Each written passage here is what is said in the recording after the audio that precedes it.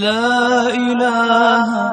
إلا الله لا إله إلا الله لا إله نحمده ونصلي على رسوله الكريم اما بعد فاعوذ بالله من الشيطان الرجيم بسم الله الرحمن الرحيم وآية لهم الأرض الميتة أحييناها وأخرجنا منها حبا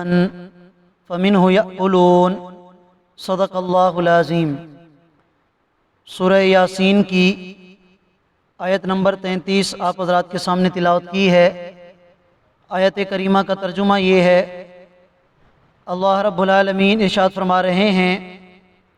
اور ان لوگوں کے لیے ایک نشانی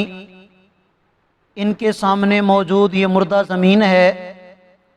جس کو ہم پانی کے ذریعے زندہ کرتے ہیں، اور پھر اسی زمین سے ہم ان کے لیے غلہ نکالتے ہیں، فَمِنْهُ يَأْكُلُونَ، جس سے یہ خود کھاتے ہیں۔ سورہ یاسین کے اندر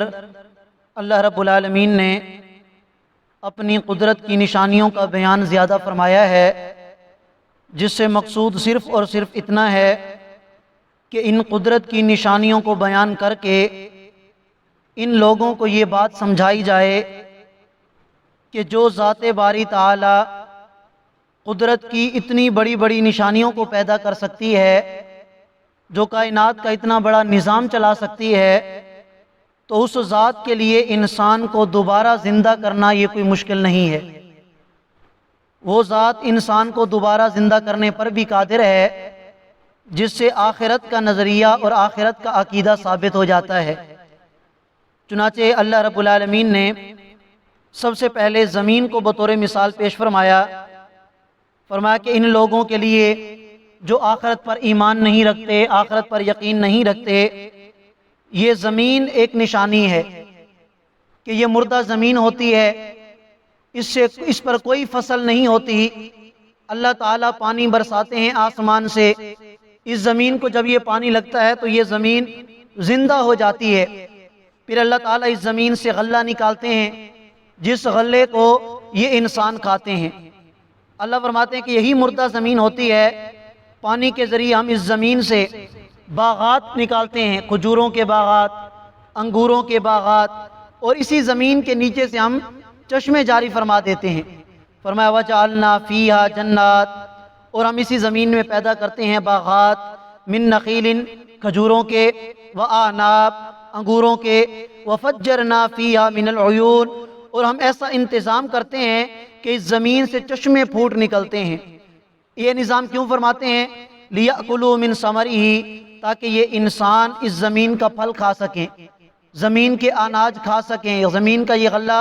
کھا سکیں۔ وَمَا عَمِلَتْهُ أَيْدِيهِمْ، اللہ فرماتے ہیں کہ یہ جتنا بھی نظام ہے، اس سارے نظام کو انسان نے اپنے ہاتھوں سے نہیں بنایا، بلکہ یہ نظام کس کا بنایا ہوا ہے؟ یہ اللہ تعالیٰ کا بنایا ہوا ہے۔ انسان اگر ذرا غور و فکر کرے تو انسان کا صرف اور صرف اتنا کام ہوتا ہے کہ یہ زمین میں ہل چلاتا ہے،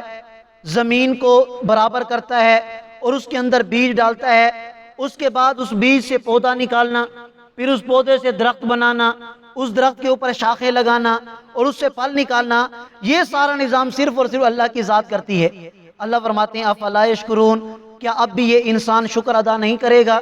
کہ میں نے کیا کام کیا ہے؟ یہ سارا انتظام تو میرے اللہ نے کیا ہے، میں نے تو صرف زمین میں بیج ڈالا تھا، اس بیج کو درخت اللہ نے بنایا، یہ سب کچھ اللہ نے کیا ہے۔ تو پھر انسان کو چاہیے کہ وہ اللہ کا شکر ادا کرے، اور اس بات پر یقین رکھے کہ جو ذات باری تعالیٰ اتنا بڑا نظام چلا سکتی ہے، تو اس اللہ کے لیے کیا مشکل ہے کہ جس انسان کو اس نے ایک دفعہ پیدا کیا، مرنے کے بعد دوبارہ اسے پیدا کر دے، تو اس ذات کے لیے کوئی مشکل نہیں ہے۔ فرمایا سبحان الذی خلق الازواج کلھا، پاک ہے وہ ذات کہ جس نے ہر چیز کو جوڑے جوڑے پیدا کیا ہے، مما تنبت الارض،